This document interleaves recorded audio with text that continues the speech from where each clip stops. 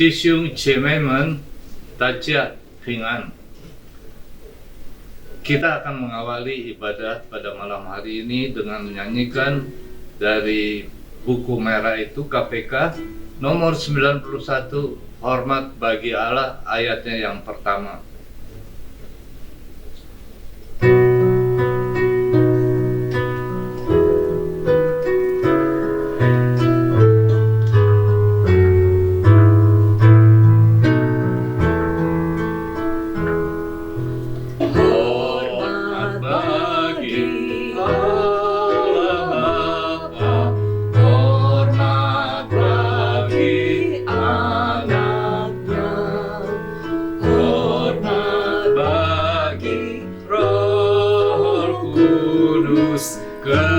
Ketiganya yang esa, haleluya, haleluya.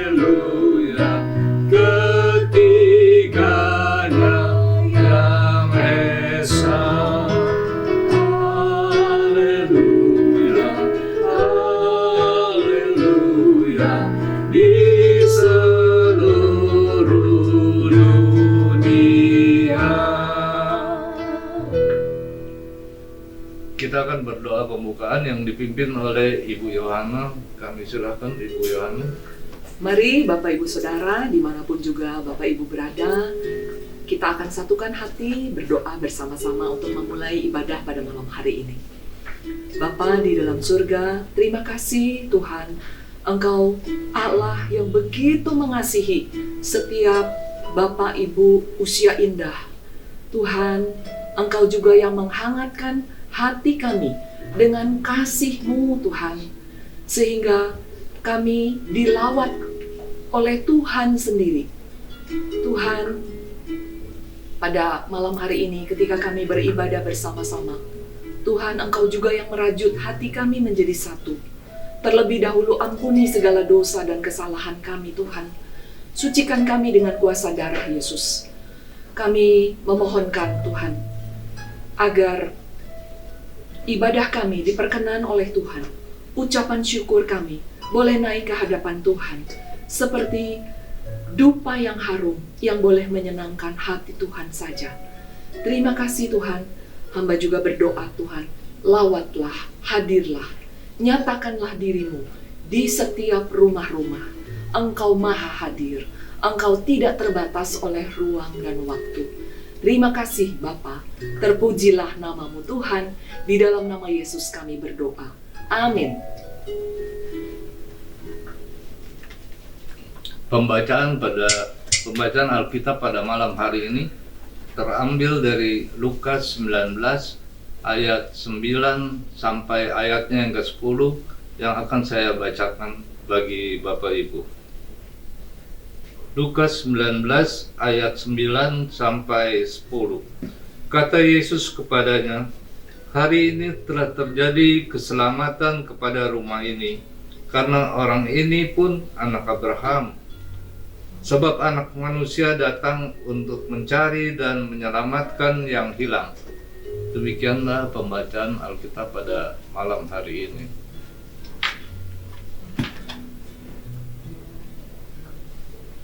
Doa syafaat dan firman Tuhan akan dibawakan oleh Ibu Yohana. Tetapi sebelumnya marilah kita nyanyikan nomor 41A, Memancarkan Keindahan-Mu.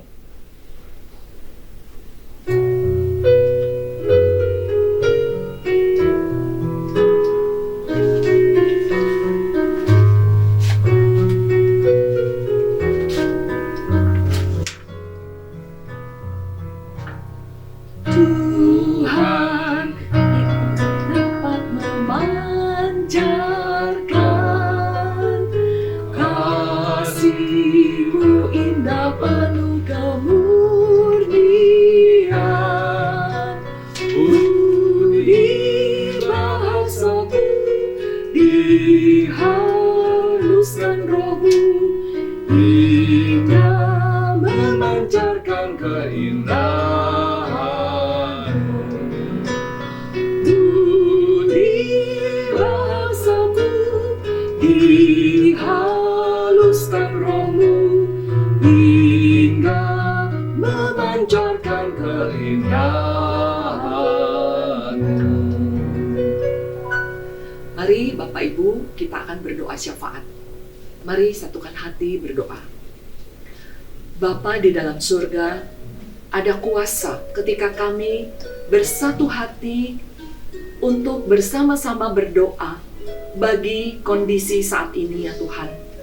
Tuhan, Engkau mendengar seru doa orang benar. Kami membawa Tuhan, bangsa dan negara kami yang sedang dilanda pandemi. Tuhan, mohon mujizat, mohon campur tangan Tuhan, kuasa-Mu Tuhan, yang dahsyat yang sudah mengalahkan maut. Pulihkanlah bangsa ini, pulihkanlah semua saudara-saudari yang terpapar corona ya Tuhan, supaya mereka pulih kembali seperti sedia kala. Kami juga mendoakan ya Tuhan, gereja kami Tuhan, ketika semua ibadah dilakukan online. Tuhan, justru hati kami semakin rindu mencari wajah Tuhan. Beri pertumbuhan iman dan kerohanian kepada setiap anak-anak-Mu ya Tuhan. Kami semakin rindu mendekatkan diri kepada Tuhan. Tuhan, kami juga berdoa Tuhan, agar Tuhan juga yang boleh menolong Tuhan setiap Bapak Ibu Saudara di dalam segala kelemahan tubuh. Bahkan juga ketika mengalami pergumulan, mengalami masalah, Tuhan, mohon hikmat bijaksana yang daripada-Mu menuntun kami sehingga ada jalan keluar yang daripada Tuhan. Ada pertolongan Tuhan yang nyata, ada pengalaman pribadi. Kami terus diperkaya Tuhan di dalam pengenalan yang benar akan Engkau. Tuhan, berkati para pemimpin kami yang ada di negeri ini. Tolong juga para medis yang merawat semua orang-orang yang sakit ya Tuhan, supaya mereka dijagai, dilindungi, mereka juga diberi hikmat bijaksana, sehingga ada pemulihan yang luar biasa terjadi di kota kami, di negeri kami, bahkan di gereja kami. Terpujilah nama-Mu Tuhan, di dalam nama Yesus kami berdoa. Amin. Bapak Ibu Saudara, salam kangen. Sudah hampir 1 bulan kita tidak bertemu, tapi kita boleh bertemu lewat ibadah. Biarlah pada malam hari ini akan pendalaman Alkitab bersama-sama yang diambil dari Injil Lukas pasal 19, mulai dari ayat pertama sampai ayatnya yang ke-10. Saya akan membacakan firman Tuhan. Yesus masuk ke kota Yeriko dan berjalan terus melintasi kota itu. Di situ ada seorang bernama Zakeus, kepala pemungut cukai. Dan ia seorang yang kaya. Ia berusaha untuk melihat orang apakah Yesus itu. Tetapi ia tidak berhasil karena orang banyak, sebab badannya pendek. Maka berlarilah ia mendahului orang banyak, lalu memanjat pohon ara untuk melihat Yesus yang akan lewat di situ. Ketika Yesus sampai ke tempat itu, ia melihat ke atas dan berkata, "Zakeus, segeralah turun, sebab hari ini aku harus menumpang di rumahmu." Lalu Zakeus segera turun dan menerima Yesus dengan sukacita. Tetapi semua orang yang melihat hal itu bersungut-sungut. Katanya ia menumpang di rumah orang berdosa. Tetapi Zakeus berdiri dan berkata kepada Tuhan, "Tuhan, setengah dari milikku akan kuberikan kepada orang miskin. Dan sekiranya ada sesuatu yang kuperas dari seseorang akan kukembalikan 4 kali lipat." Kata Yesus kepadanya, "Hari ini telah terjadi keselamatan kepada rumah ini, karena orang ini pun anak Abraham. Sebab anak manusia datang untuk mencari dan menyelamatkan yang hilang." Jemaat sekalian, di dalam kisah ini kita melihat bahwa bagaimana ada perjumpaan seorang yang berdosa namanya Zakeus. Siapa dia? Dia adalah kepala pemungut cukai, orang yang kaya raya, tetapi badannya pendek. Saudara sekalian, dia mendengar tentang nama Yesus. Nah, kemudian dia begitu rindu untuk berjumpa dengan Tuhan Yesus. Dan dia dianggap adalah orang yang berdosa. Apa yang dia lakukan? Dia memungut lebih banyak daripada apa yang semestinya. Sehingga bangsa Israel yang pada waktu itu dijajah oleh pemerintahan Romawi sangat benci kepada para pemungut cukai. karena mereka memperkaya diri sendiri di atas penderitaan orang lain. Zakius, dia begitu haus, dia begitu rindu untuk berjumpa dengan Tuhan Yesus. Sehingga sekalipun ada orang banyak yang berkerumun, dia ingin melihat, dan kerinduan hatinya itu tidak terhalangi oleh orang banyak. Dan dia punya akal, dia naik ke atas pohon ara. Dan dari atas pohon ini, dia terus mencari Tuhan Yesus. Jemaat sekalian, Tuhan Yesus yang saat itu dikelilingi oleh orang banyak, Tuhan Yesus tidak teralih perhatiannya.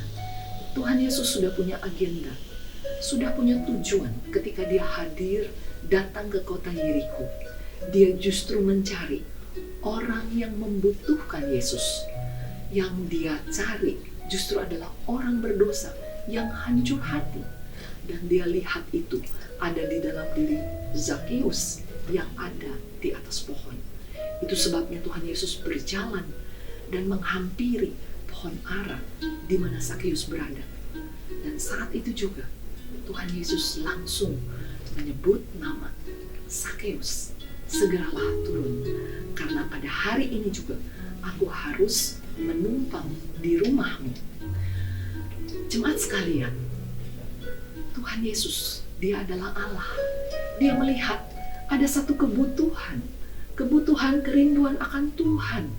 Ada satu kekosongan di dalam batinnya Zakius. Dia membutuhkan pengampunan dosa. Dia membutuhkan keselamatan yang hanya bisa diberikan oleh Yesus Kristus Tuhan. Itu sebabnya Tuhan Yesus berkata, aku harus menumpang di rumahmu. Dan seolah-olah dengan perkataan itu, Tuhan Yesus berkata kepada Zakius, Zakius, mari, inilah aku yang engkau butuhkan. Akulah Tuhan yang bisa memberikan pengampunan dosa, yang bisa memberikan kedamaian. Harta yang begitu banyak yang kau miliki tidak bisa memberikan itu. Orang-orang yang ada di sekelilingmu juga tidak bisa memberikan apa yang kau butuhkan. Yang engkau butuhkan adalah aku, Yesus, Tuhan. Dan Zakius ketika mendengar hal itu, dia segera turun dengan antusias, dengan penuh sukacita. Dia membuka pintu rumahnya dan Tuhan Yesus menumpang di rumahnya. Dan pada waktu itu terjadilah yang disebut perjumpaan ilahi. Zakius memahami apa artinya keselamatan di dalam Yesus Kristus Tuhan. Dia mengakui segala dosanya. Dia meninggalkan hidupnya yang lama. Dia bertobat sungguh-sungguh dan menerima Yesus. Saudara sekalian, ada satu perubahan hidup yang luar biasa terjadi di dalam diri Zakius. Dari orang yang cinta uang sehingga mau melakukan segala bentuk korupsi dan kejahatan yang lain. Ketika dia berjumpa Yesus, dia menjadi orang yang mencintai sesama. Dia rela membagi-bagikan setengah dari harta miliknya.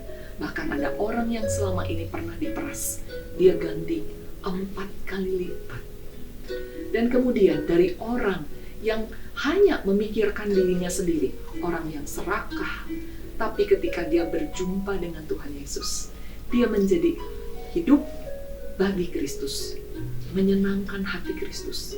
Dia mau tinggalkan hidupnya yang gelap, hidupnya yang penuh dosa, diganti dengan hidup untuk menyenangkan hati Tuhan.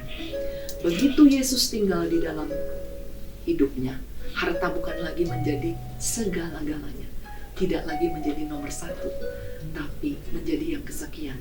Tapi Kristus menjadi prioritas yang utama. Dari sudut pandang Tuhan Yesus, orang ini sudah selamat dan menjadi anak Abraham, bukan karena hubungan darah. Sekalipun Zakius itu adalah orang Yahudi, tapi Tuhan Yesus berbicara soal iman, karena Abraham adalah bapa orang beriman. Jadi Zakius langsung dihisapkan menjadi keturunan Abraham. Jemaat sekalian, pertobatan dan iman yang sejati itu tidak hanya berhenti pada satu pengakuan bahwa Yesus Kristus adalah Tuhan dan Juru Selamat, juga tidak berhenti pada pengetahuan mereka tentang Yesus Kristus, tapi semuanya harus diikuti dengan perubahan di dalam pola pikir, di dalam sikap hati, di dalam transformasi hidup yang nyata. Ketika seseorang mengaku percaya kepada Kristus, itu yang disebut perubahan radikal. Perubahan radikal itu perubahan yang benar-benar nampak nyata di dalam diri orang percaya. Nah, itulah yang disebut iman yang sejati.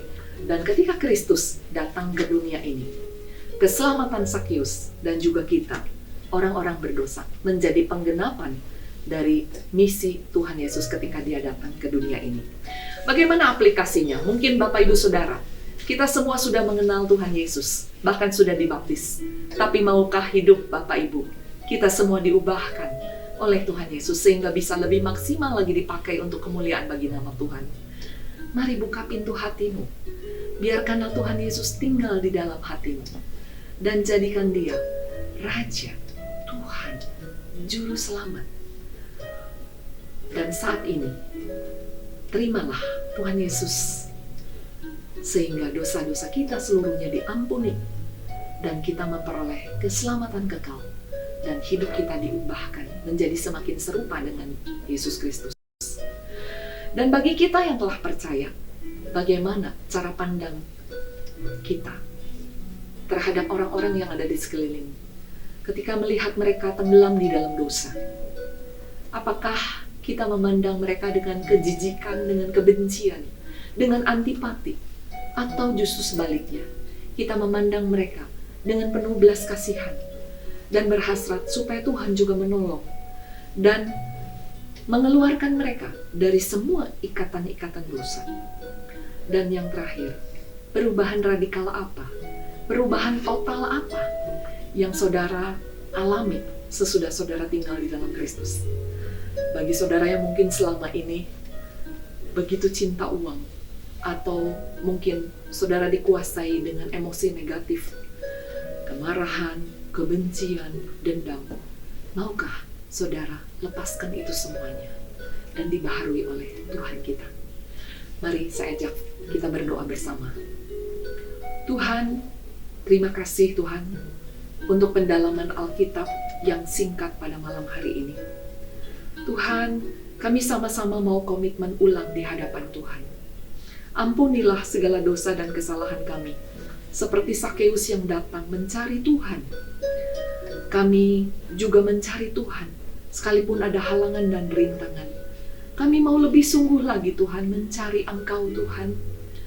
Dan Engkau berinisiatif menjumpai Bapak, Ibu, Saudara, dimanapun juga kami berada. Tuhan, kami mau hidup dibaharui. Mari masuklah, tinggallah di dalam hati kami. Ubahkanlah kami ya Tuhan, sehingga terjadi perubahan hidup yang radikal, sehingga kami boleh menjadi saksi-saksi Kristus dan memenangkan dunia yang gelap ini. Tuhan, ampuni kami juga kalau kami selama ini memandang dengan sombong, memandang dengan jijik dan benci. Ketika kami sudah percaya, kami justru menghindar dari orang-orang yang berdosa. Kami tidak punya belas kasihan terhadap mereka. Ubahkan kami juga ya Tuhan, supaya kami punya hati seperti Kristus yang mau datang mencari menyelamatkan mereka yang terhilang. Terima kasih ya Bapa, di dalam nama Yesus kami berdoa. Amin. Bapak Ibu, persembahan dapat dilakukan sesuai dengan warta gereja atau warta jemaat yang mana mengenai persembahan yang juga sudah diumumkan oleh Evangelis Marlon. Marilah kita memberikan persembahan dengan sukacita agar pekerjaan gereja dapat menjadi harum di mata Tuhan. Dan akhirnya saya mohon Ibu Yohana untuk mengakhiri kita dengan doa penutup. Mari. Dan kita akan menyanyikan Bapa terima kasih.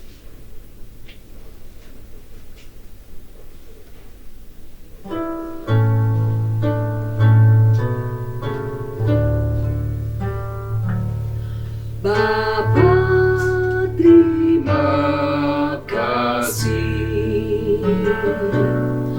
Bapa, terima kasih.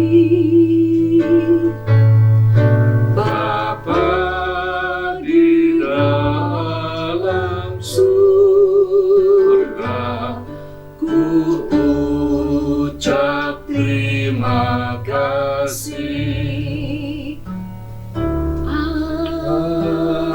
Amin. Jemaat yang terkasih, kita semua sudah mendengar firman Tuhan. Biar hidup kita semua diubahkan oleh Tuhan. Terimalah berkat yang daripada Tuhan.